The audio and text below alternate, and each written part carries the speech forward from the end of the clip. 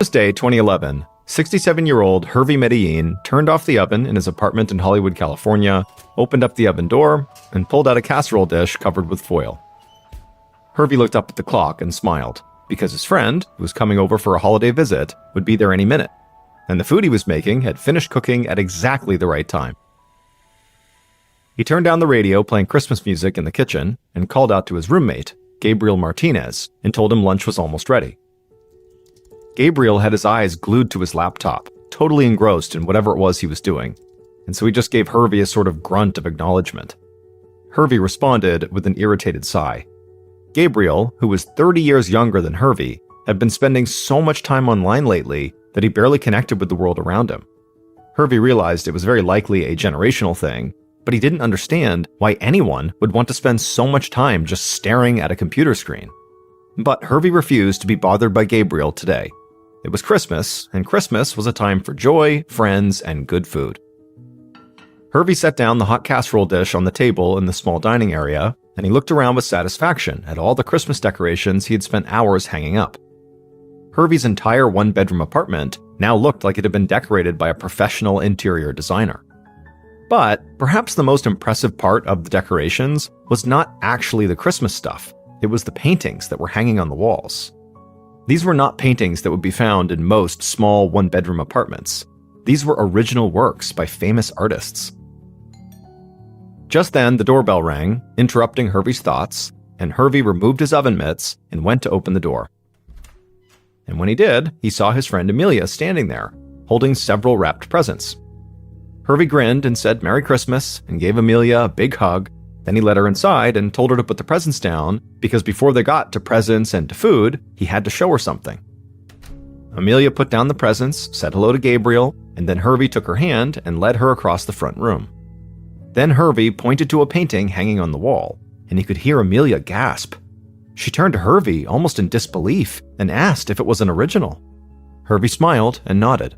He said the last time he'd gone down to Mexico, where he was originally from, he had acquired this painting, which was an original work of art by Diego Rivera, one of the most famous Mexican painters to have ever lived. After staring at this painting with his friend for several minutes, Hervey said it was time to go eat. He told Gabriel to put his computer away for a while and join them, and then the three of them headed to the table and dug into the casserole Hervey had prepared. While they ate, Hervey told Amelia more about his latest trip to Mexico and also about the travel plans he was making to destinations all over the world. Hervey said sometimes he still couldn't believe this was actually his real life. He'd worked so hard from the moment he came to the United States as a young man, with the hope that one day he'd be able to do whatever he wanted. And now he felt like he'd accomplished that. He was retired and filling his days with adventure and art. Hervey, Amelia, and Gabriel spent the day eating, talking, laughing, and exchanging gifts. For Hervey, who had spent most of his life far away from his family, this really felt like the perfect holiday. And other than maybe traveling, he couldn't imagine a better way to spend his time than eating delicious food and catching up with friends. By late afternoon, Amelia said unfortunately she had to go home, so Hervey walked her to the door. He gave her another big hug, wished her Merry Christmas again, and said he couldn't wait to get together with her in the new year.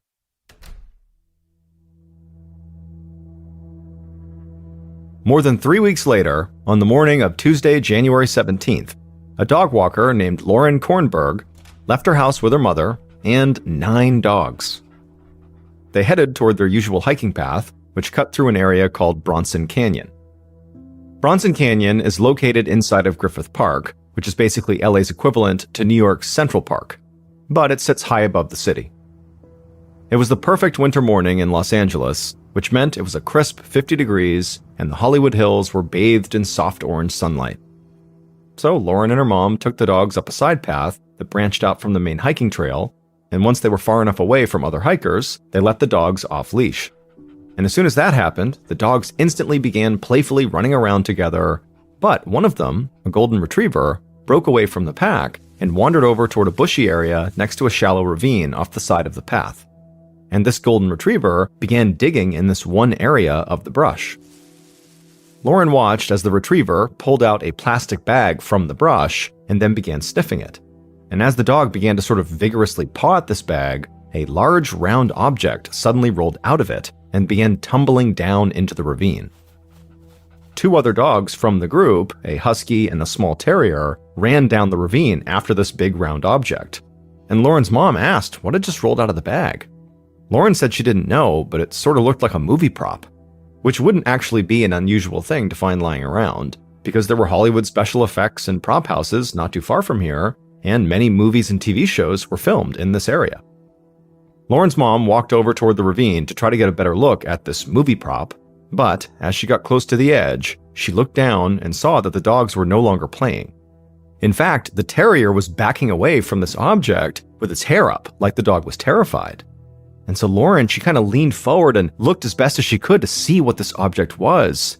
And suddenly, when one of the dogs stepped out of the way, she had a clear line of sight onto this object. And when she saw what it was, she began backing away too. Because the object was no prop. It was a real severed human head.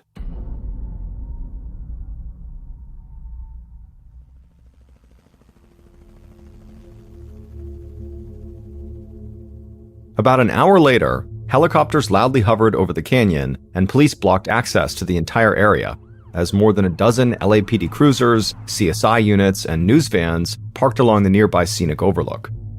Detective Chuck Knowles and his partner, Detective Lisa Sanchez, walked up the trail and met with the uniformed officers who had cordoned off the area with police tape.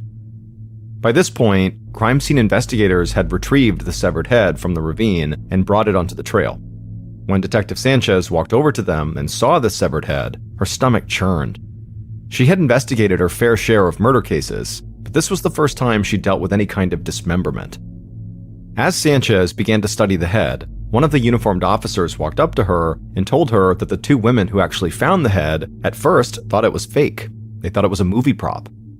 Detective Sanchez could understand why, because there was very little decomposition, and the head was so fresh and pristine that it looked like it had just been removed. From the looks of it, Sanchez believed the head belonged to a man who could be in his 60s, but that was about all she could guess about the victim at this point. So police began fanning out and searching the area, hoping to find some more clues. More helicopters and search units began to pour into the area, and the search expanded to a 7-acre radius. Searchers began entering backyards of the homes in the area, and some of these homes were really expensive houses that belonged to famous movie stars, so the police knew this case was going to draw even more media attention. Around 4:30 p.m., the sun began to set, and despite an exhaustive search of the area, no further human remains turned up. So the searchers left their equipment, kept the area cordoned off, and went home for the night. That evening, reports of the dismembered body found in Griffith Park were all over local news stations. And although violent crime in LA was far from rare, violent crime in this particular neighborhood in Bronson Canyon was almost unheard of. The people who lived in the neighborhood, who were willing to talk on camera, were shocked that something like this could happen just beyond their backyards. People who had been hiking and walking their dogs in Bronson Canyon for years told reporters they were now afraid to step foot on the hiking paths until the killer or killers were apprehended. The following day, LAPD returned to Bronson Canyon and performed a highly organized grid search, scouring the area where the head had turned up. The police were already feeling pressure from the media, city leaders, and local residents to find the people or person who had committed this horrific crime. But Detectives Knowles and Sanchez knew there was still so much physical area to cover and search, and they still had no idea who the victim even was. So this just didn't seem like a case they could just wrap up in a couple of days. And by late morning, the searchers had still found nothing new when a police truck pulled up and a dog handler stepped out with her cadaver dog, a German Shepherd named Indiana Bones, who was famous for being the first 4-legged detective on LA County Coroner's team. After getting out of the car, Indy's handler began leading the dog up a nearby hill, and almost immediately as they began to walk, Indy pulled the handler in the direction of this nearby dirt mound. The handler walked over to the mound and, with a gloved hand, began pushing the dirt aside, revealing what looked like a shallow grave. And in this shallow grave was a plastic bag. The handler reached her hands down and carefully cupped them beneath the bag and gently pulled it out of the ground. Then she took a pair of scissors out of her pocket, cut the bag open, and looked inside. and inside she saw a pair of human feet and a hand. The next morning, Detective Knowles and Sanchez sat at their computers sifting through recent missing person reports. The victim's torso, or any more of his body, still had not been found. But the detectives hoped that the feet and hand that were found also belonged to their victim, and that with these new body parts, they might be able to connect their victim to somebody who went missing in the area. Just then, the sound of a fax machine broke their focus. Knowles stood up, tore the paper off the machine, and saw that the medical examiner had completed his examination on the severed hand, feet, and head. Knowles scanned the whole report and then read aloud the important parts to Sanchez. The medical examiner had confirmed that all those body parts belonged to the same victim. Also, they said that after the victim was dead, his killer carefully cut apart the man's body, right at the joints in a very precise manner, so whoever cut the body up seemed to really know what they were doing. But what was even more intriguing was that the body parts had been refrigerated before they were dumped, which explained why the head had looked so fresh when it was found. But this made it difficult for the medical examiner to pin down exactly when the victim was killed. However, because the parts were so fresh, the examiner was able to lift very clear fingerprints from the man's fingers. And when he ran those prints through a system, he got a hit. The dismembered man was Harvey Medellin.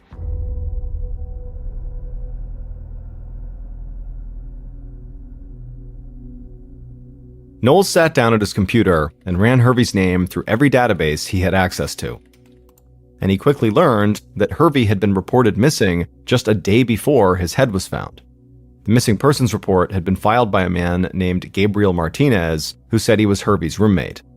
So Detective Knowles and Sanchez got into their car and began driving towards Harvey's apartment, which happened to be just 2 blocks away from the Hollywood police station.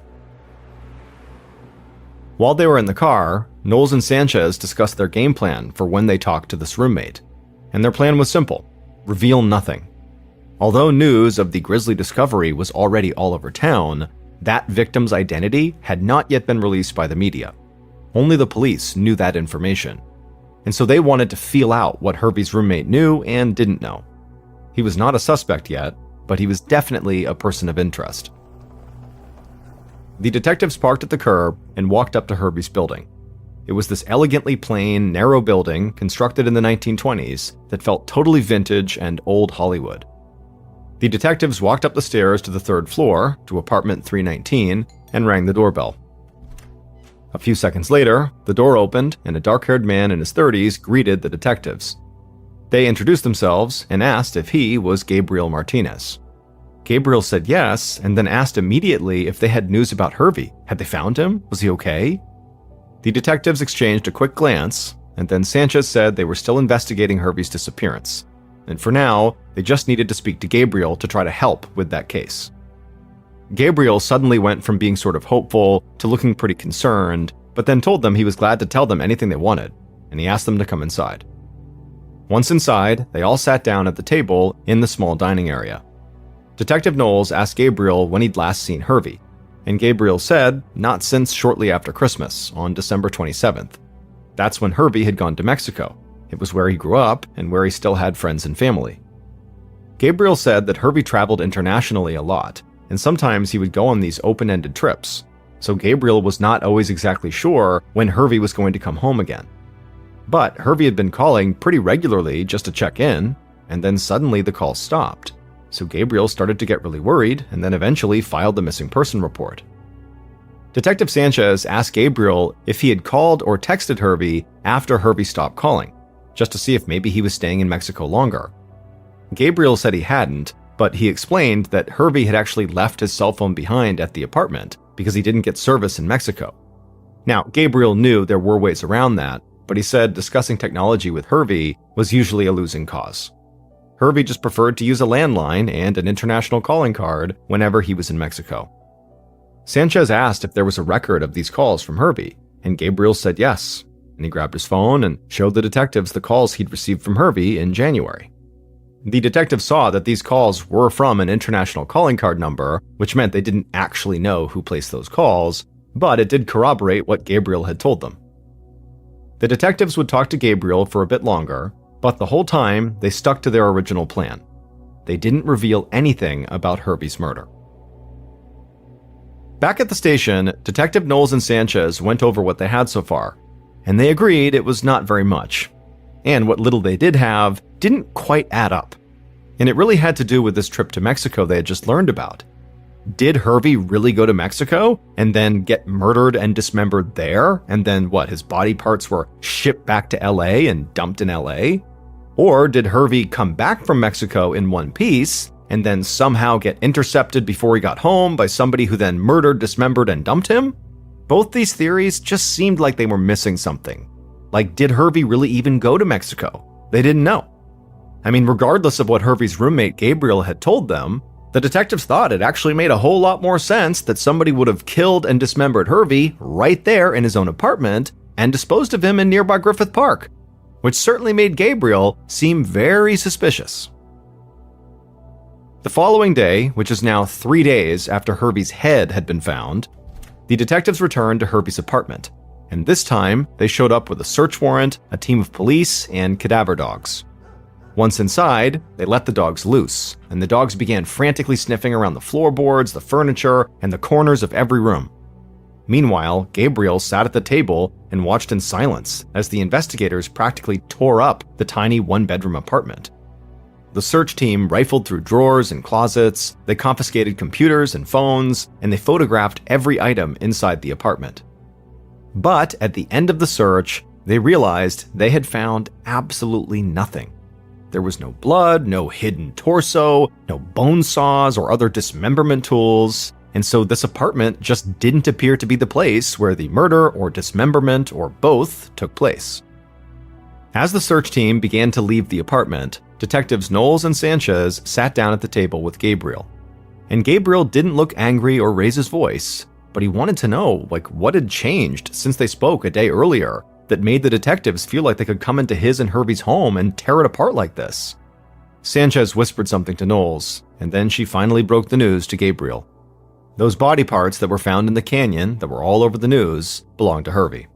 Hervey was deceased, and so now Hervey's death was being investigated as a homicide. Immediately, all the color drained from Gabriel's face. He said he couldn't believe it. This didn't seem real. Now, the detectives understood how upsetting this was for Gabriel, but they needed more information. So they pressed Gabriel for more details about Hervey's trip to Mexico. And so, for the next half hour, Gabriel, despite being in shock, was cooperative and answered every question and tried to give detectives any information at all that could be useful.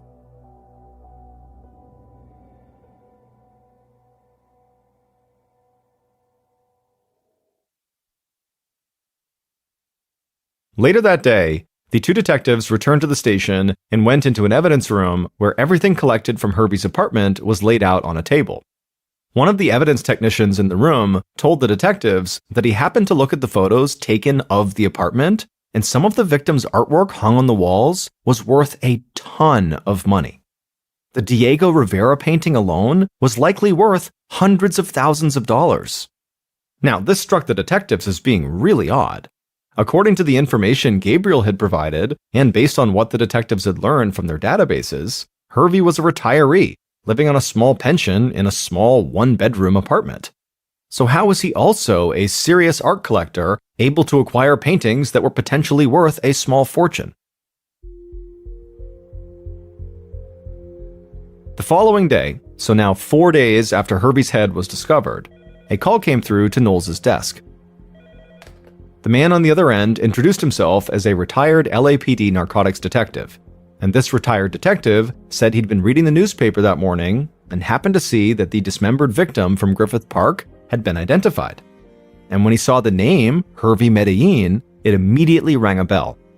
He said back in the early 1990s, when he was investigating a Mexican drug cartel, Hervey's name had come up in the investigation. And in fact, he had interviewed Hervey a couple of times. Knowles kept listening, but right away his mind began to race. A connection to Mexican cartels and drug trafficking could maybe explain how Hervey had enough cash to buy those famous paintings. The retired detective explained that Hervey had worked as a ticket taker for Mexicana Airlines. At that time, that airline was believed to have been used for drug smuggling. And Hervey had become a kind of personal concierge for the wives and girlfriends of drug cartel members. When these women would visit LA, Hervey would book their hotel rooms, arrange shopping trips, and give them dining recommendations. Now, none of that was illegal, so the narcotics detective had no reason to pursue Hervey. He ultimately just kind of became a minor character in a much bigger investigation.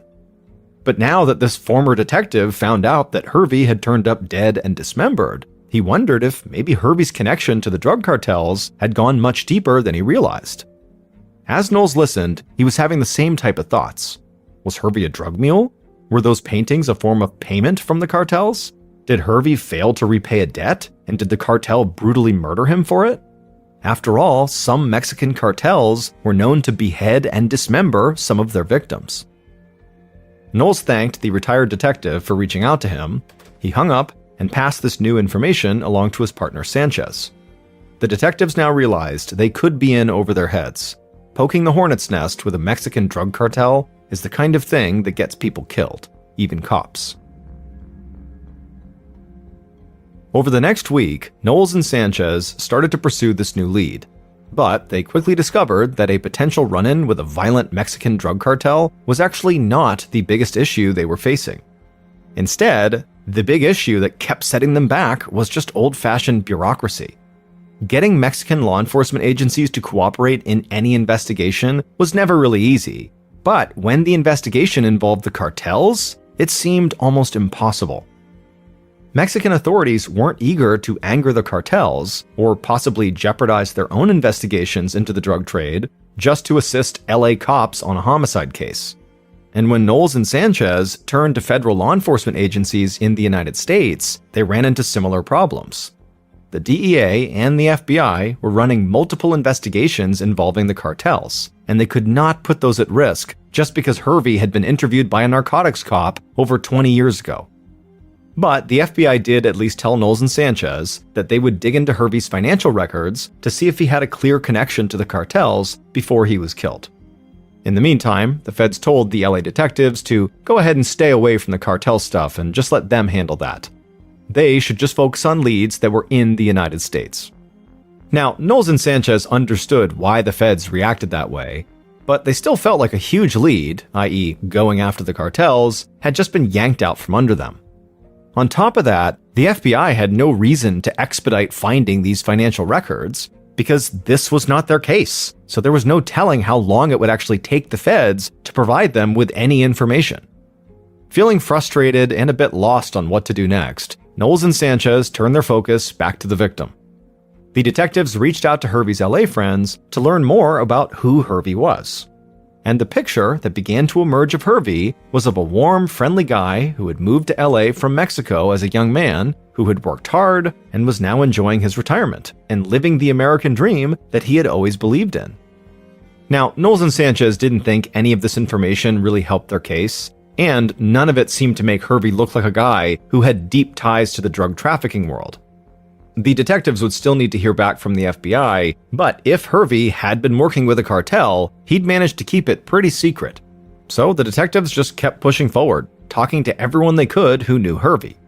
And finally, just when they felt like they were running out of people to interview, the detectives did learn something very interesting. Hervey's roommate, Gabriel, was not just his roommate. Gabriel was Hervey's boyfriend.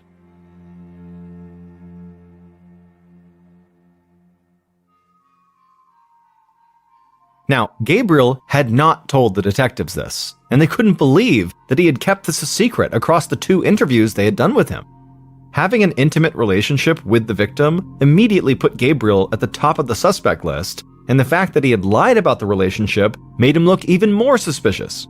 So, Knowles and Sanchez called Gabriel into the station for another interview. But when they confronted him, instead of him getting defensive or trying to deny it, Gabriel readily admitted that he and Hervey were indeed in a relationship.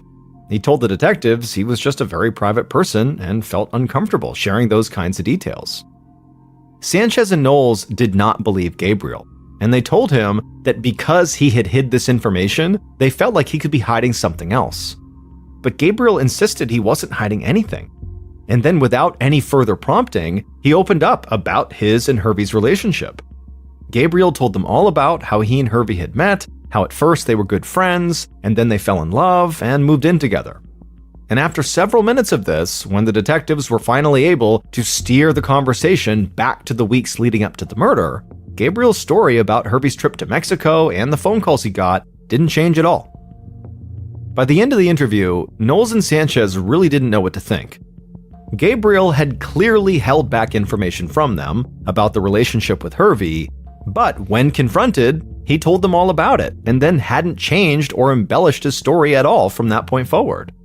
And also, they had already searched the apartment and there was no evidence that connected Gabriel to the crime. Not long after this meeting, things only seemed to get worse for the two detectives.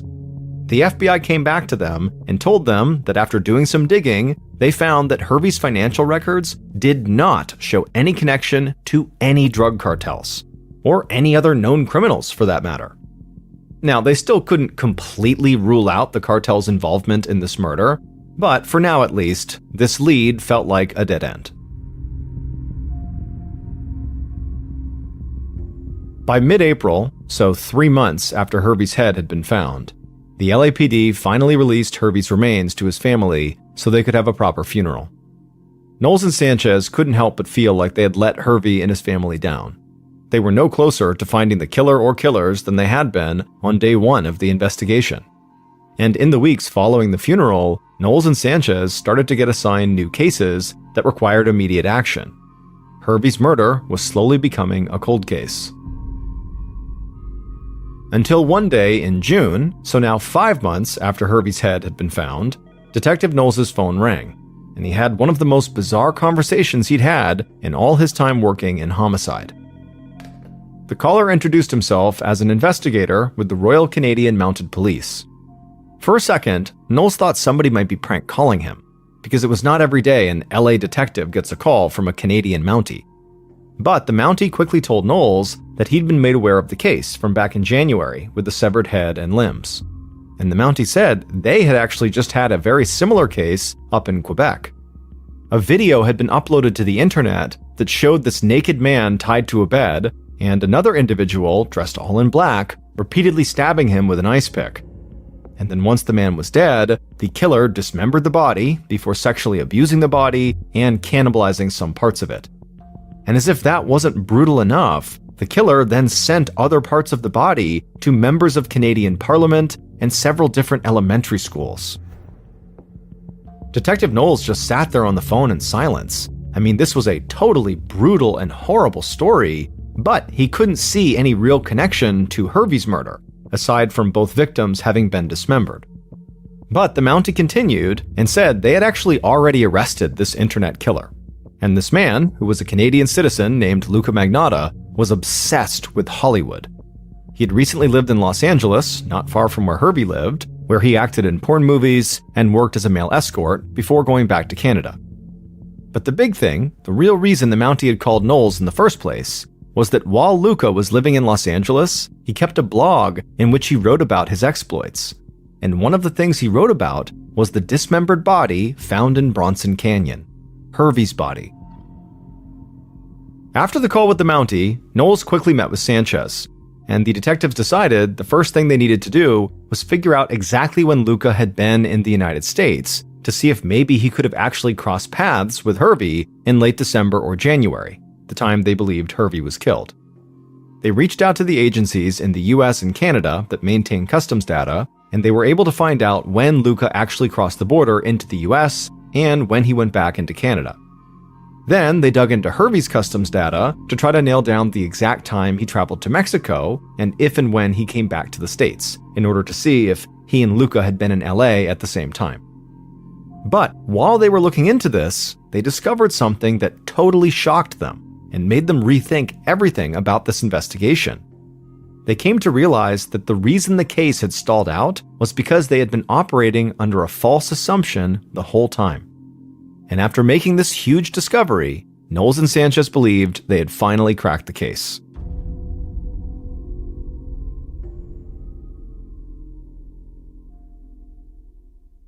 Based on all the evidence gathered throughout the investigation, the following is a reconstruction of what police believe happened to Hervey Medellin.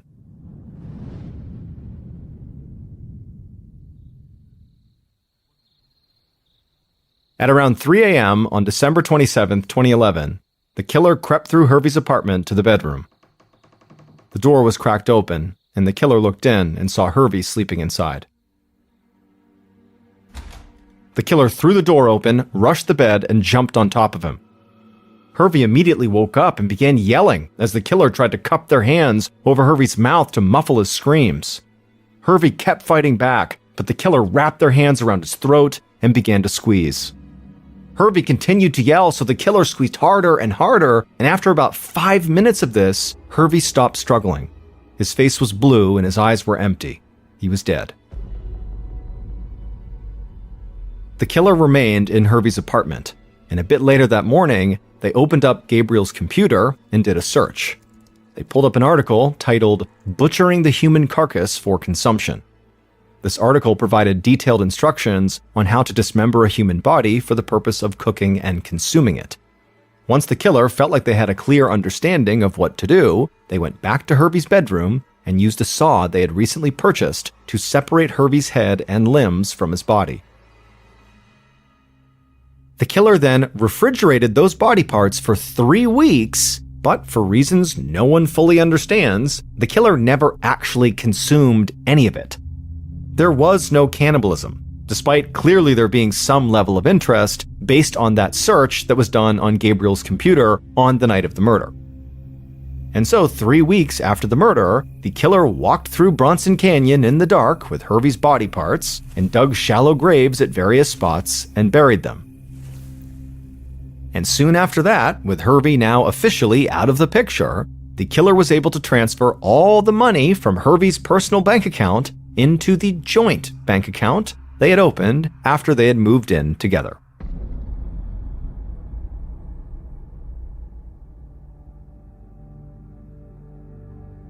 Gabriel Martinez murdered his boyfriend Hervey in the apartment they shared. It turned out that before Christmas of 2011, Gabriel and Hervey's relationship had started to completely fall apart. In fact, things had gotten so bad that Hervey told Gabriel he wanted to end things, and he said Gabriel should start looking for another place to live.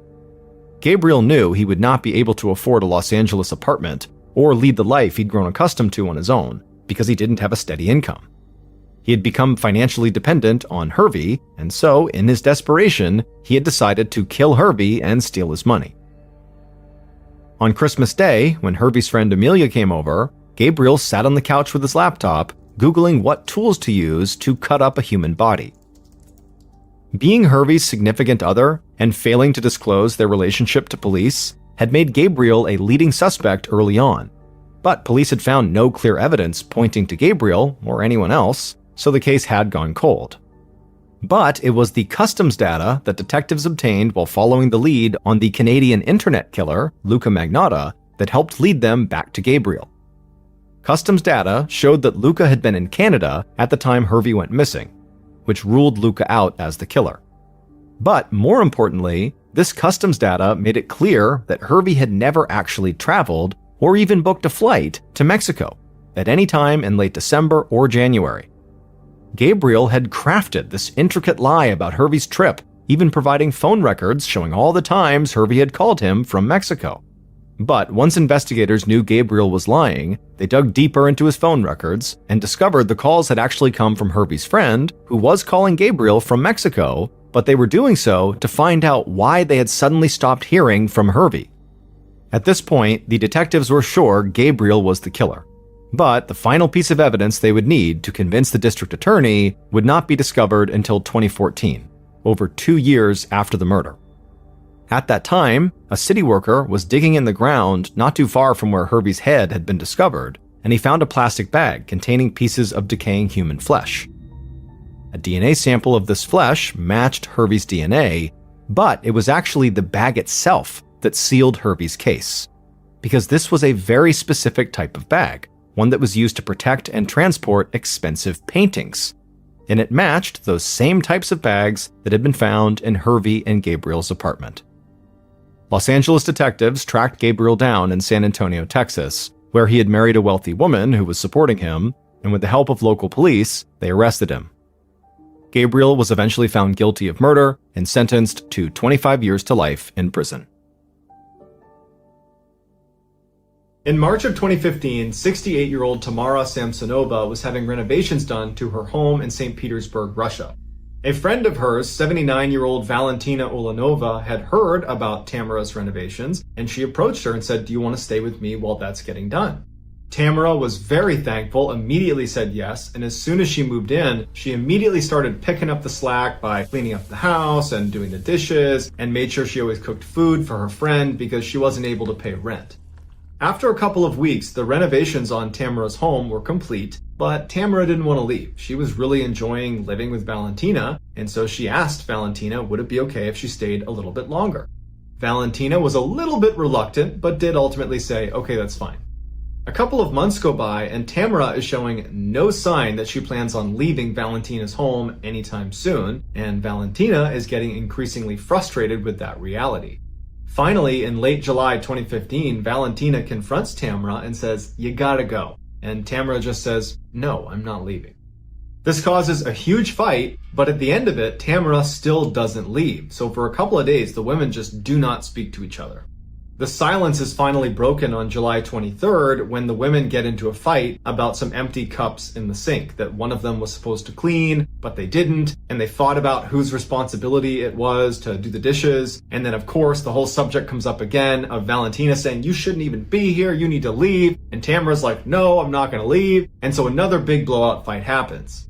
But at the end of this fight, Tamara finally concedes and says, "Okay, I get it, I need to leave, just give me a couple of days and I'll be out of your hair." Immediately, the tension is gone in the room, they're no longer fighting, and Valentina is happy that she's finally going to get her apartment back, and Tamara says, "Look, I'll make us dinner tonight, I'll go out and get some food." Tamara leaves the apartment and goes to a pharmacy and gets a whole bunch of sleeping pills, and then she gets the ingredients to a particular salad that she knows Valentina really likes. She goes back, she starts making dinner, and as she's making this salad, she crushes up the sleeping pills and mixes the powder with the salad dressing and gives that to Valentina. And Valentina, who's very hungry, eats the whole salad and doesn't notice anything is wrong. As soon as Tamara was sure Valentina had eaten the entire salad, Tamara just goes up to her room and goes to bed. A couple hours later, at about 2 a.m, she goes back down to the kitchen and she sees Valentina is passed out on the ground. Tamara goes up to her and sees that she's still breathing, which was a disappointment because she wanted her to die from taking all these sleeping pills. But it doesn't matter. She takes out her hacksaw that she had borrowed from the neighbor earlier in the day and proceeds to butcher Valentina. And she makes special care as she's cutting her into pieces to remove her lungs and not damage them, because Tamara had a taste for human lungs. It was actually her favorite food.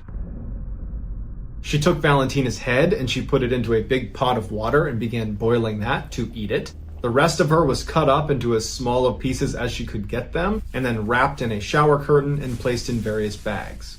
As Valentina's head and lungs are being cooked on the stovetop, Tamara begins making dozens of trips from the apartment, down the stairs, out the front door, all the way down to the lake that was near their property, where she would dispose of the body parts before coming back and getting more.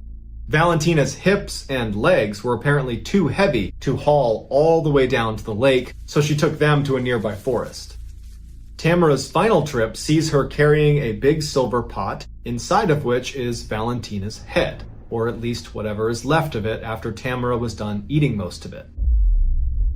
4 days later, on July 27th, a young couple that was living in the same apartment complex as Tamara and Valentina were out for a walk with their dog out near that lake.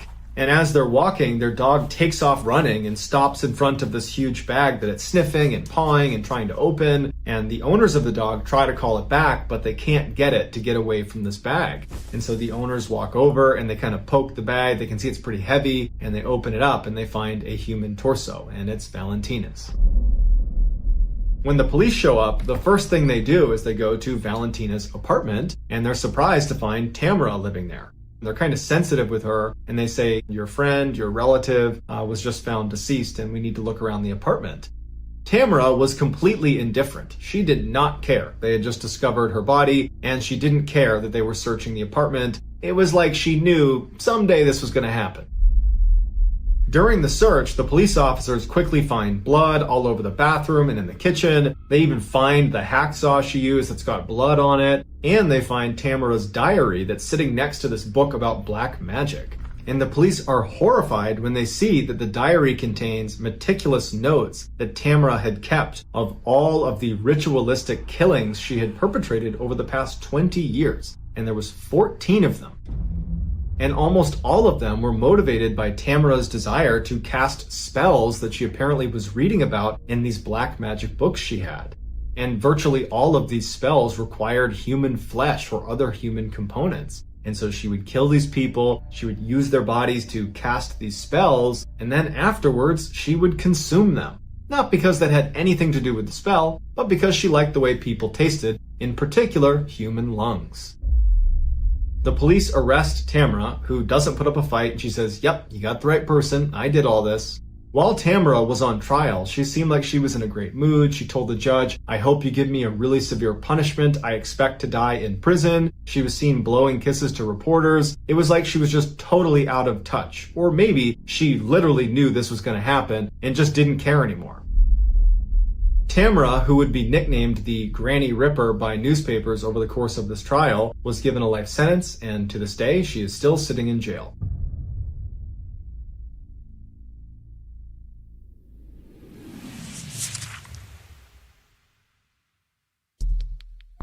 Our next story is called Reign of Terror.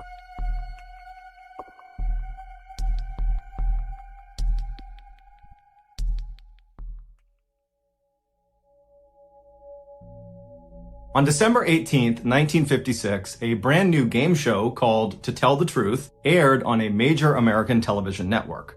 The premise of the show was relatively simple. 4 celebrity judges would be presented with 3 people called contestants who all claimed to be the same person. And this person who they claimed to be was always remarkable in some way. They had some incredible talent or some crazy job, or they had accomplished something extraordinary. One of these 3 contestants was the real person they were claiming to be. The other 2 people were doing their best to pretend to be that person. And it was the job of the celebrity judges to try to figure out who was telling the truth.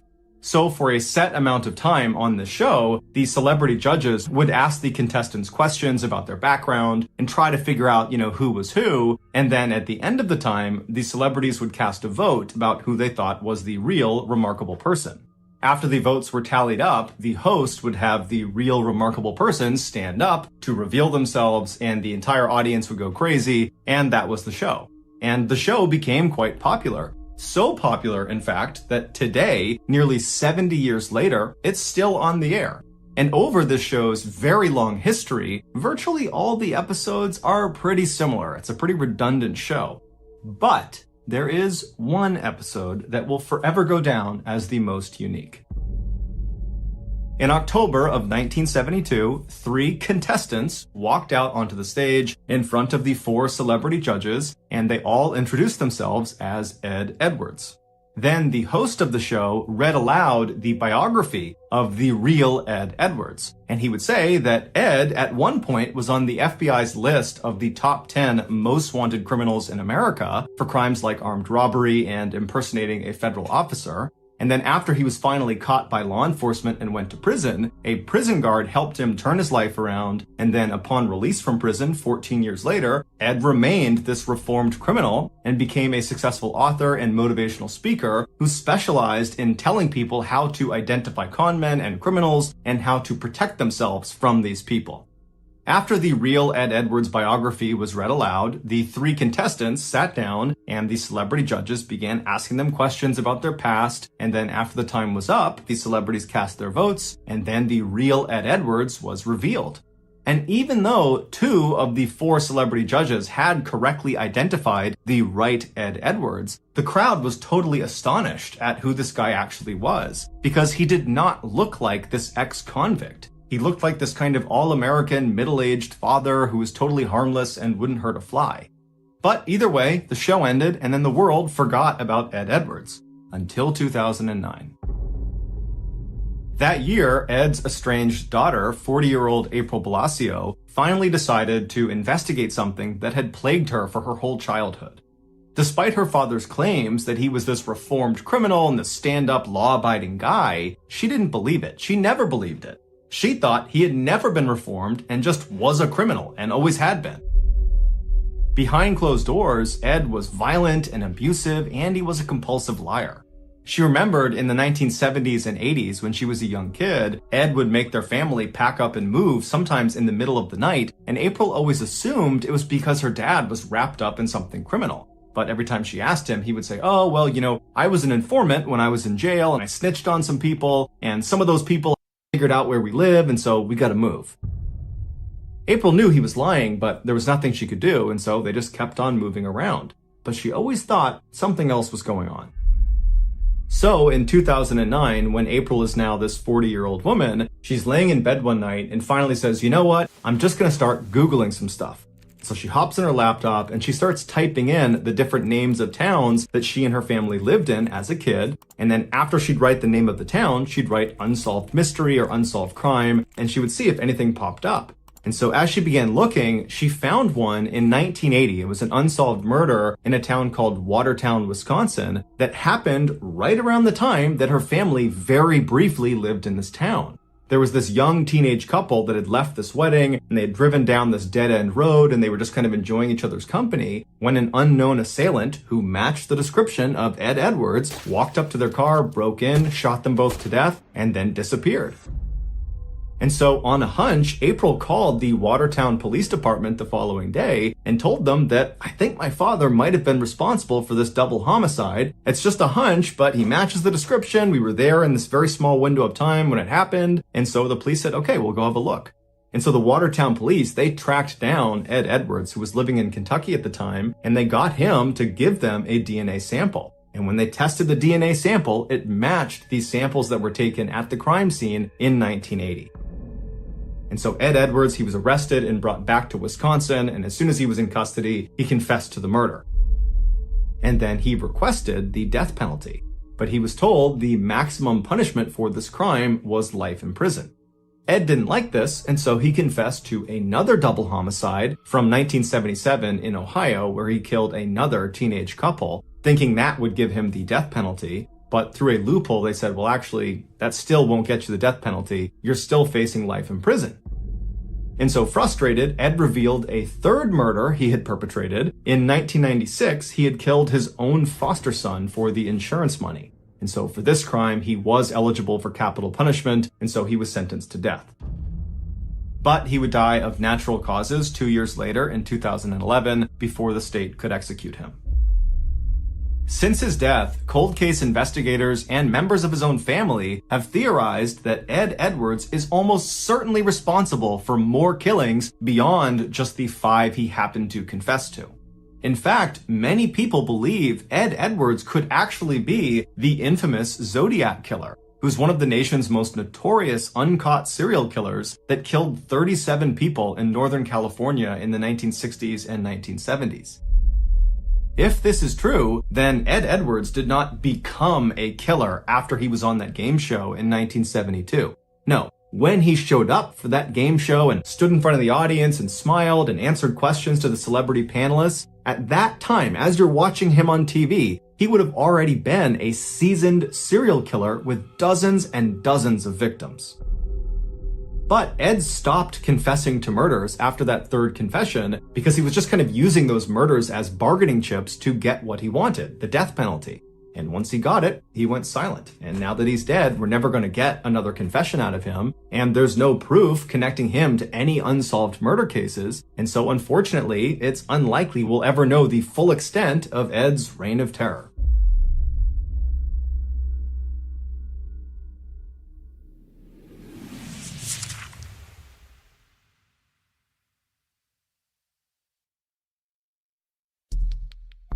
The next and final story of today's episode is called Inside Scoop.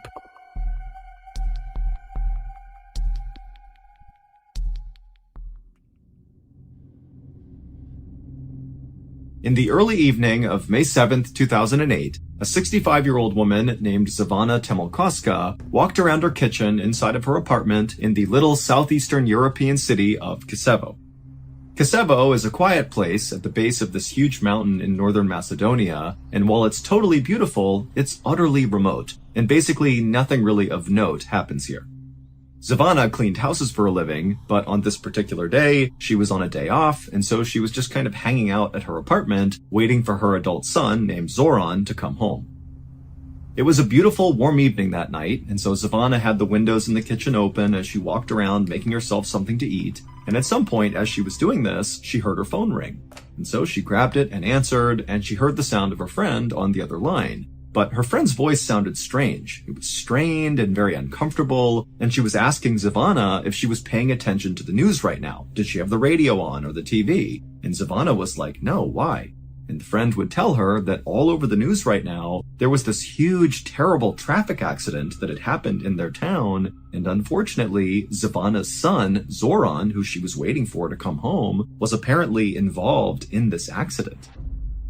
Zvana let out a strangled cry when she heard this, and then just dropped what she was using to make food and turned and ran out the door. And when she did, her neighbor who was outside saw her emerge and yelled out to her, hey, is everything okay? And Zvana, as she literally just continued running towards the road, she basically blurted out to the neighbor that her son was hurt and she was going to the hospital. And this neighbor watched as Zvana just ran down the road, turned the corner, and disappeared. Zvana did not have a car of her own, and so literally she was going to run to the hospital to make sure her son was okay. A little while later, that same neighbor who had just watched Zvana disappear around the corner heard a knock on their door. And so the neighbor went to the door, they opened it up, and they were totally shocked at who they saw standing outside. It was Zvana's son, Zoran, who did not appear to be hurt in any way. But before the neighbor could ask any questions about this, Zoran, who looked visibly confused, said to the neighbor, hey, have you seen my mom? We were supposed to meet and have dinner together, and it's just totally unlike her to disappear without telling me where she was going. The neighbor just stared at Zoran for a second, having no idea what was going on here, and then the neighbor was like, well, wait a minute, Zoran, were you in a car accident? And Zoran's like, no, what are you talking about? And then the neighbor kind of filled Zoran in about how they had seen his mother run outside, and she had mentioned how her son had been in this car accident, and she literally ran to the hospital. Zoran was just as mystified by this as the neighbor was, and so Zoran just grabbed his phone and called the hospital to see if his mother was there. But when the hospital picked up, they would tell Zoran that his mother was not there, she had not been there all day, and two, even though they had heard reports about this car accident in town, there had not been any car accident victims brought to the hospital at all that day. And so by the end of that night, when Zoran really had no idea what had happened to his mom, where she was, or, what was going on with this car accident thing, he just did the only thing he could think to do, which was go to the police and report his mother missing.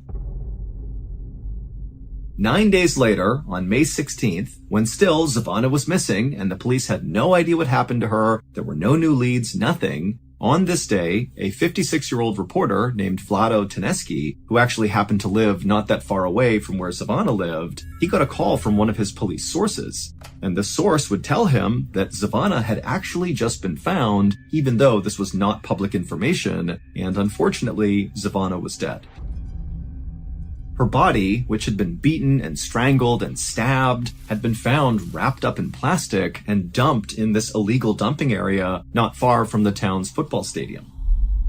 The source told Vlado that when her body was searched, they discovered she still had valuables on her person, and so that kind of ruled out the possibility that this was a robbery gone wrong, which was the initial theory about what they were seeing. However, when police had done an initial probe into Zvana's life to figure out who this victim was, they discovered that she was just this poor old cleaning lady who had no enemies to speak of, and so it really just made no sense that she was the victim of such an obviously brutal and intimate murder that was not financially motivated, at least not on the surface. Vlado thanked his source for all the information and then hung up. Vlado's source had sounded really shocked by this murder as he was telling Vlado, but now, as Vlado was sitting here thinking about what he had just been told, he wasn't really shocked as much as he was suspicious. He felt like something just was off about this murder. Maybe Zvana appeared to be this poor old cleaning lady with no enemies, but in reality, maybe that wasn't who she was. Maybe she was leading a secret life that got her killed. Or maybe she had stumbled upon something she was not supposed to see and that got her killed. Vlado had no idea, but he just felt like, you know what? There's something off about this and it needs to be investigated. Now, Vlado had a reputation in town for being this very aggressive and kind of fearless journalist who had no problem diving headfirst into some of these really murky stories that could involve corruption or misuse of power, and he would get to the bottom of it, and he would publish these articles where he spoke really critically about the government, about police, about anybody really who was in a position of power. But as a result of conducting himself this way, over his 30-year career, Vlado had been threatened with violence many, many times for things he had written or things he was about to write. But even though Vlado knew this Zavana murder case had the potential to once again put him in hot water with the powers that be, he still felt like it was his responsibility to dive into this thing and get to the truth. So, feeling determined, Vlado grabbed his notebook and pen, and he walked out the front door of his house, and he made the several-minute-long walk over to Zavana's house. And when he got there, her son, Zoran, opened the door, and a few minutes later, Vlado and Zoran were sitting in the kitchen talking about what had happened. Zoran told Vlado all about how he came home and discovered his mom wasn't there, and then he went to the neighbor's house, and they explained how, they had seen Zavana running off to the hospital to go look for Zoran, but Zoran's like, I'm not hurt, I didn't get into a car accident, what's going on here? And as Zoran spoke, Vlado took lots of notes and asked lots of follow-up questions, and by the end of this interview, when Vlado felt like he knew everything there was to know about Zavana, he felt like he actually had a pretty good working theory as to what actually happened to Zavana. And the reason he felt like his theory could be accurate had to do with what Zoran told Vlado his mother did for a living, that she was a cleaning lady. Now, it took Vlado a couple of days to put together his story. He had to go out and interview dozens more people in the neighborhood. But finally, on May 19th, so just 3 days after Zavana was found murdered, Vlado published his story in the newspaper. And the story's explosive headline read, "A Serial Killer Stalks Kosovo."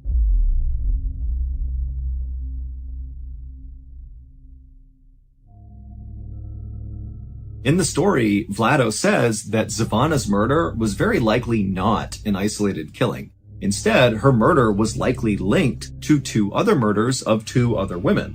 And these 2 other victims looked an awful lot like Zavana, literally. They were poor, older women who were also cleaning ladies. And so that was why when Vlado was talking to Zoran and Zoran described how his mother was, what she did for work, what she looked like, that Vlado started to remember these other victims and he put it all together.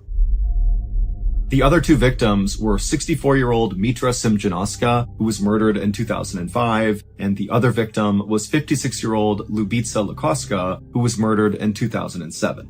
Now, Vlado's story was totally explosive because what he's saying is that there is a serial killer that is on the loose in this town. But this story was also highly explosive because Vlado spoke very critically about the police who were involved in this investigation. Specifically, he pointed out that the 05 and 07 murders of those 2 other women, those had been totally mishandled because arrests had been made in at least one of those cases, and clearly whoever they arrested was innocent here. And so the police just totally dropped the ball, at least in Vlado's opinion.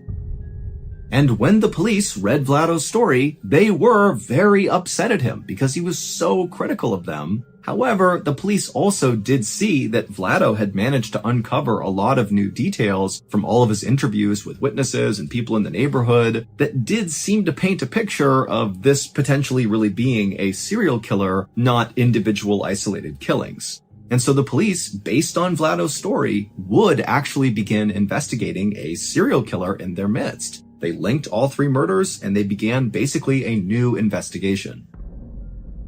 However, at the same time they began this new investigation, Vlado began to notice that he was being tailed all the time by police. He would be out in town doing his job, reporting and interviewing people, and there'd just be a police officer standing somewhere in the distance watching him. But Vlado had anticipated that no matter what, he was likely going to face some sort of blowback from the police, and so he just kind of accepted that they were going to watch him and maybe try to intimidate him, but it wasn't going to bother him because he had done his job, he had reported the story the best that he could, and if they wanted to watch him from a distance, they could do that. By early June, so about 2 weeks after Zavana had been found murdered, the police, in this new serial killer investigation they were doing, had narrowed down their suspect pool, which was in the hundreds, down to just 3 people. And they felt like they were very close to making an arrest.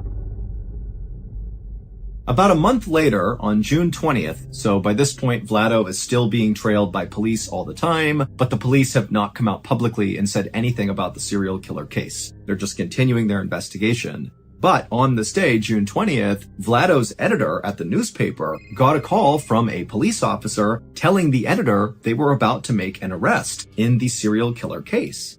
And as soon as their conversation ended, the editor called Vlado to tell him the news. But when he called Vlado, Vlado didn't pick up, which was very unusual. Vlado always answered his calls. And the editor was also thinking to himself how strange it was that this officer had contacted him and not Vlado. Like, why aren't you going to the guy writing the stories and telling him about this new development? Why are you coming to me? The editor would continue to try calling Vlado several more times, but Vlado never answered. And so ultimately, the editor just kind of assumed that Vlado must be busy, interviewing someone, or maybe more likely, he had already learned about this imminent arrest, and he was on scene ready to capture in real time this arrest that was about to take place. Meanwhile, on a quiet street in Kosovo, the police had surrounded this very modest 2-story home that was very overgrown out front. It was surrounded by tall fir trees, and all the windows had heavy drapes covering them up. And then once the police felt like they had totally surrounded this building, a team of officers walked up onto the porch and knocked on the door and yelled out that they were police, and whoever was inside, come out with their hands up. And for a moment, it was just silent and tense. And then the police on the porch heard footsteps inside the house. They had their guns ready to go. And then the door slowly opened up. And this man, who seemed very unthreatening and kind of confused, stepped out onto the porch. And the police immediately arrested him and took him away. A few minutes later, back at the newspaper headquarters, Vlado's editor got another phone call. And when he answered, it was the same police officer who had called before to warn him about this upcoming arrest. Except this time, the officer was calling to say the arrest had been made, they had caught their serial killer, and then he told the editor the name of the person they arrested. And when the editor heard the name, he dropped the phone in shock. The serial killer was Vlado. It would turn out that Vlado appeared very professional and calm on the outside, but inside, he was full of rage, specifically at his mother, who he viewed as this terrible, cruel person. And after she died in 2002, Vlado became obsessed with this idea of getting revenge on his deceased mother. And the way he decided he would do that would be by killing random women who just kind of looked and seemed an awful lot like his mother. i.e., they were poor, older, and cleaning ladies. His 3 victims, Mitra in 2005, Lubitsa in 2007, and Zavana in 2008, had all personally known Vlado's mother. And so Vlado had actually used that connection to gain each of his victims' trust, and then once he had their trust, he would lure them away to strangle, stab, and beat them to death. In Vlado's explosive newspaper story, he lied about a whole bunch of things just to throw the police off. Like, for example, he made up that he spoke to a witness who claimed to have seen Zavana get into a car with 2 men right before she vanished. Vlado did not see that. That was just a total lie designed to confuse the police. Vlado had also been the one to plant that story on the radio about Zavana's son, Zoran, being in this terrible accident. That had caused Zavana to run out of her house and be vulnerable to be scooped up and killed, which is exactly what Vlado wanted. He had called the radio station and told them about this accident, and because he had previously worked for that radio station, they believed him without doing any fact-checking and broadcast the story. And so really that whole radio broadcast was just a very intentional trap by Vlado to kill Zavana. But what ultimately got Vlado caught was in the article he wrote, he left in some really specific details that the police had not revealed to the public. And so basically by including these in the story, it meant Vlado had an inside scoop into what was really going on. Like, for example, Vlado said that all 3 of these women who had been killed by the serial killer had been strangled to death by telephone cords that were left at the scene. But again, the police had not revealed that to the public, and so when they read the story, they actually became very suspicious of Vlado and thought he could be involved in these murders. And so when Vlado felt like the police were trailing him just to intimidate him, in reality, the police were trailing Vlado because they thought he could be the murderer, and eventually, when they got a DNA sample from Vlado, it was confirmed that their suspicions were right. He was the killer. After Vlado's arrest, he was immediately charged with 2 of the 3 murders, and the police were getting ready to charge him with the 3rd, and they were even looking at a 4th victim, potentially, that maybe Vlado had killed as well, but they weren't entirely sure yet. But on June 23rd, so just 3 days after Vlado's arrest, he died in jail in a way that really didn't make any sense. Vlado had drowned in a small bucket of water inside of his jail cell, while there were 3 other people inside of that jail cell with him who all said they didn't notice it happening. Officially, Vlado's death was ruled a suicide, and after his death, all of the murder investigations were closed.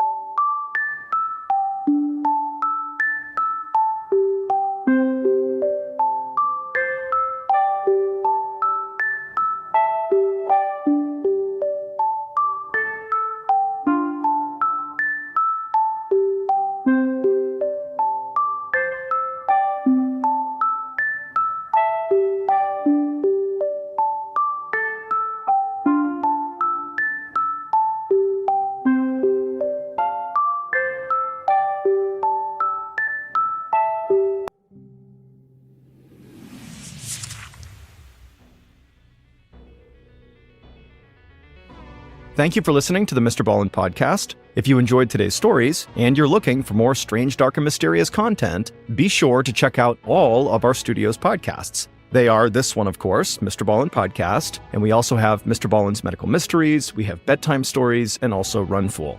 To find those other podcasts, all you have to do is search for Ballen Studios wherever you listen to your podcasts. To watch hundreds more stories just like the ones you heard today,